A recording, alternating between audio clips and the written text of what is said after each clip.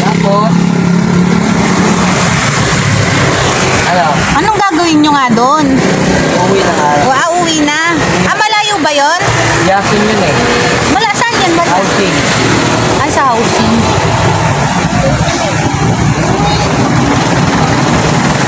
Sige, halika kayo. Hatid ko kayo. Gamit ang aking motor.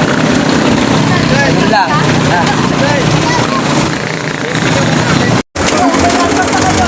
Saan mo naman ihahatid yung mga yan? Yan lang, Mami.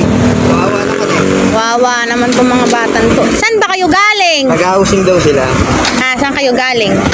Hindi, saan sila galing? Anong ginawa nyo doon? Ano? Nanghingi ng pagkain sa parisan? Pinakain kayo sa parisan? Opo. Bakit kayo nag... Pagkain lang nila, hindi binibigyan kami ng pera. Ay, ang galing ah. O, sige na. Ingat kayo pag-uwi ah. Bye-bye!